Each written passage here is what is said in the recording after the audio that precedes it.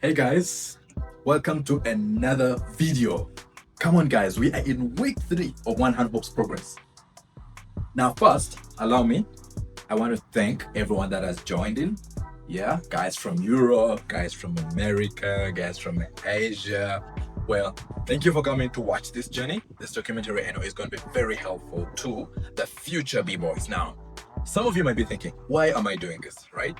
And I wrote down some reasons. Number one, yes, well, I want to become the best version of myself as an individual, right?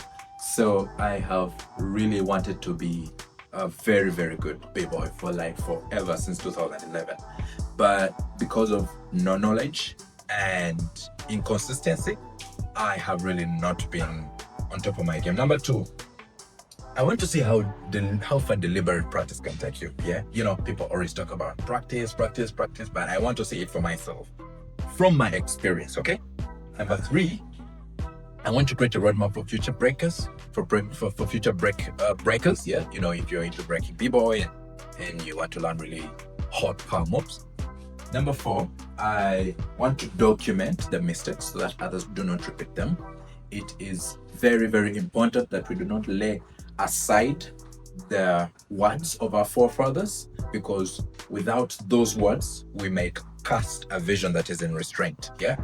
Then number five, I want to show the reality behind the elite b-boy skills, right? Like, what do these guys drink? Sometimes, one time when I was watching Battle of the Year over in 2019, I was like, maybe these guys feed on something different, and you know, they're like a different kind of species of human beings. But I want to show that. And then finally, I want to represent my country, Uganda, in this space where the documented journey is rare. There are no people in Uganda that are actually documenting this kind of information.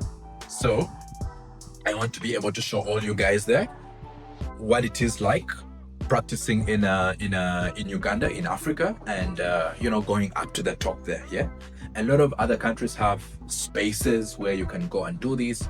They have like a lot of professional coaches, but well, we are going to do this. And one last thing, stick around for something that you can steal for future breakers.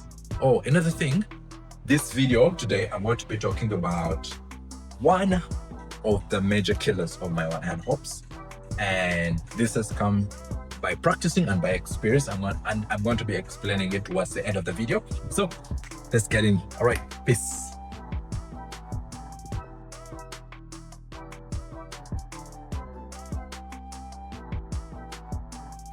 Okay, I know that I've mentioned one major flaw.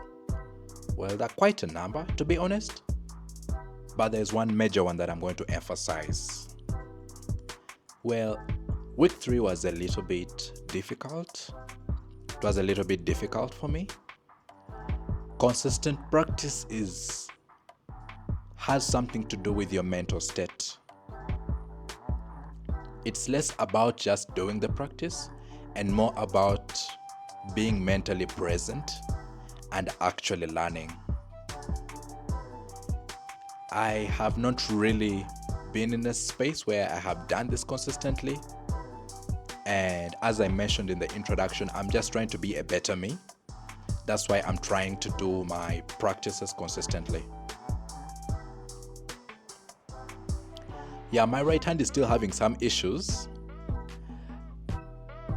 I guess it's just the second month, rather about 1.5 months of me training on my right hand. So I'm not really expecting any miracles. Well, I am expecting miracles, that is for sure. But I'm going to keep up the hard work. Yeah, when it comes to my left hand, there are some killers there that I'm actually going to start talking about. Now, the number one killer, and this one I'm bringing it very early in the video so that you all don't miss it, is the hand that goes down to do the hand hops. That hand has to be super stiff. So oftentimes I can hop and I'm having a really good flow of the hop, and then it just bends a little bit, right? And once it bends a little bit, I just don't know, I just lose it. Yeah, I just lose it, I don't know. So I've been trying to mentally practice going up in the hand hops and leaving my hand really stiff, and I think that is also helping me improve the number of jumps I can make. That is on my left. My right is still trying to adapt. My right is still trying to adapt to this whole skill, so I'm not there yet, but I'm working on it. Okay, so the second thing that I want to talk about, the second killer, is the legs. So I think there is a way how your legs have to be crouched, yeah? And that is something that I keep trying to train on my left hand and on my right. So on my right, I've not yet really gotten it. So on my right, you can see the legs are still, a bit up. I really don't like to admit this, but I'm still kind of in that banana position, and it's a bit depressing because it really, every time I try to do the hops, I just end up like going backwards. So that crouch is perfect. If you can just keep that crouch, the crouch of the legs, yes, the crouch of the legs. So I think that is one of the major skills that I've learned over time, and the crouch is the one that helps you to keep the balance for the whole body. I know there's some people who do different kinds of hand hops, but I think this one is the basic, and once you learn this one, you get the concept and your muscle memory can align, and with that you can easily transfer the skills to the other types of hopping, like scissor hops, like the hops where you do the threading. Oh, and by the way, this is Sadpi, and I request you all to subscribe. I request you all to like this video. I request you all to share this video.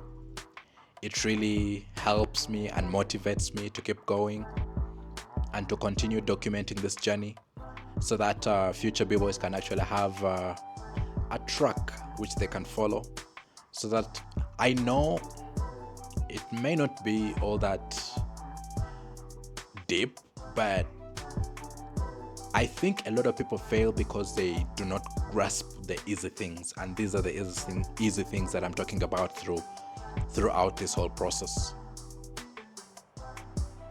So come on, like, subscribe, and share with your friends, and comment. Let me know what you guys are working on. If you're working on a flare, if you're working on flare, if you're working on hand hops, let me know where you are. It will be nice to have a conversation with you all, to know what you guys are struggling with, and if you have some advice on how I can get better, and maybe what kind of practice I can do so that I can speed up my learning process, that would be really nice, and I would really appreciate that. So yeah, thank you. Okay, moving on to the third killer.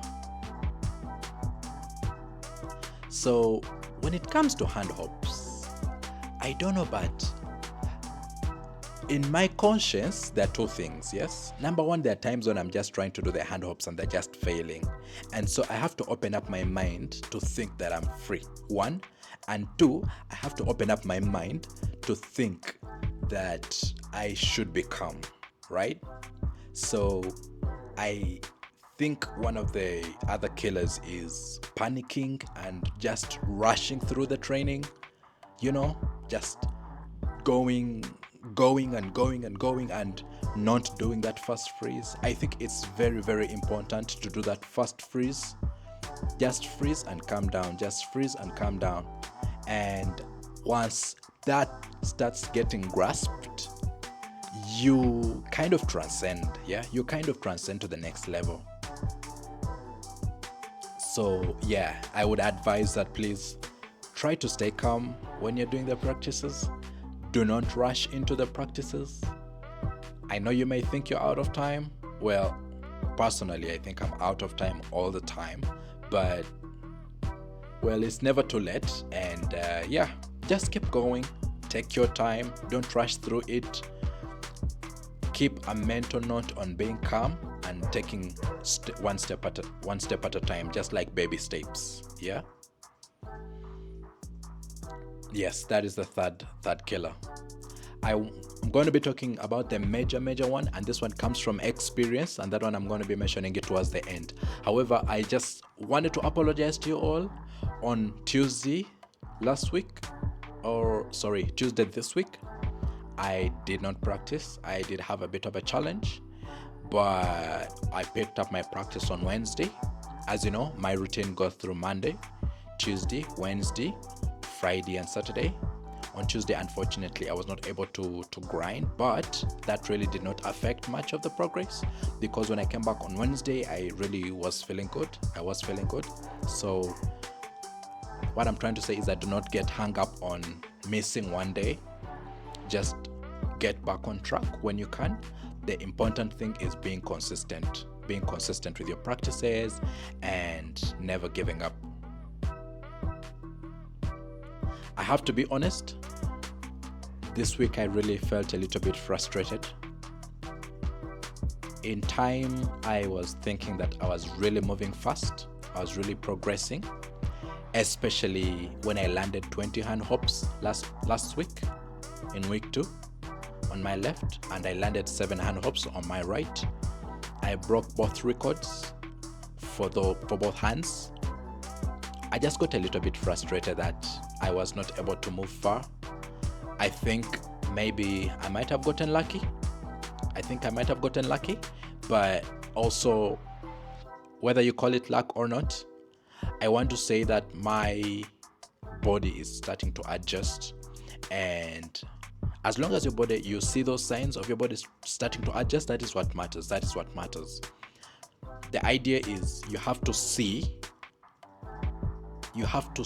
what you are learning through the progress your body makes. Some changes are real subtle and you may not be able to observe them, but celebrate them, whatever they are. So on my right hand, when I did 7 hand hops, I was really happy. I was really thrilled because I knew that things are now working. Because you guys, okay, for those people who are learning one hand hops or have learned one hand hops on both hands, you know that moment when there is that one hand that you just don't feel, you just don't feel like the move is getting there, right?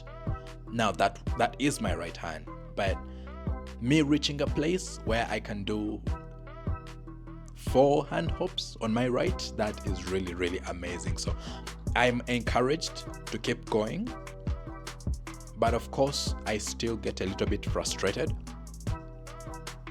With the process, because I just want to go. I want to do scissor hand hops. I want to munch mill hand hops. Where are they called? Munch mill hand hops? Those hand hops with your legs crossed. I want to do scissors, and I just feel like I'm taking a lot of time on this learning process, but I'm just really taking the process as is, and I'm not going to rush the things. Now, speaking about the final killer, which is the final killer of one hand hops for me, it is consistency. In COVID, I had started practicing this move and I had started getting some progress. That was in 2021, but unfortunately I had to stop because when I moved home, I had the space to practice, and when I came back to the university in 2021, I was at university.